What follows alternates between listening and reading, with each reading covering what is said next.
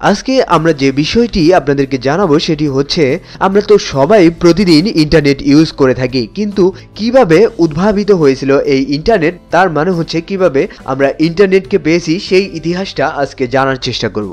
ইন্টারনেটের ধারণা আসে মূলত 1950 সালে ইউনিভার্সিটি অফ ক্যালিফোর্নিয়ার কম্পিউটার বিজ্ঞানের অধ্যাপক লিওনার্ড ক্রাইনর কর্তৃক অর্পানেটের মাধ্যমে একটা অসংলগ্ন বার্তা স্ট্যানফোর্ড রিসার্চ ইনস্টিটিউটে পাঠানোর মাধ্যমে। অর্পানেট নিয়ে অনেকের মনে প্রশ্ন জাগতে পারে। অর্পানেট হলো যুক্তরাষ্ট্রের প্রতিরক্ষা দপ্তর 1969 সালে একটি নেটওয়ার্ক তৈরি করে।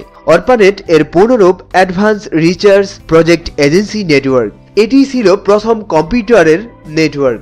যাই হোক, আগের কথায় আসি। সেই নেটওয়ার্কটির একটি অংশ, মানে এক প্রান্ত ছিল ইউনিভার্সিটি অফ ক্যালিফোর্নিয়ায় এবং অপর প্রান্ত ছিল স্ট্যানফোর্ড রিসার্চ ইনস্টিটিউটে।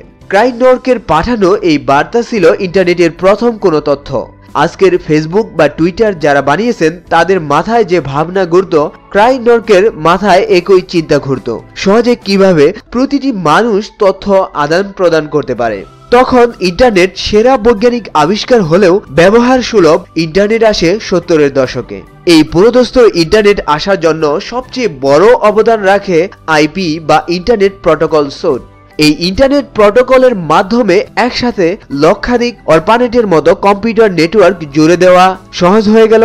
এভাবে এর পরিধি বাড়তে লাগলো। এই আন্তঃসংযোগকে নাম দেওয়া হলো ইন্টারনেট, অর্থাৎ ইন্টারকানেক্টেড নেটওয়ার্ক, সংক্ষেপে ইন্টারনেট, যাকে SNDMSG বা রেড মেইল নাম দেওয়া হয়।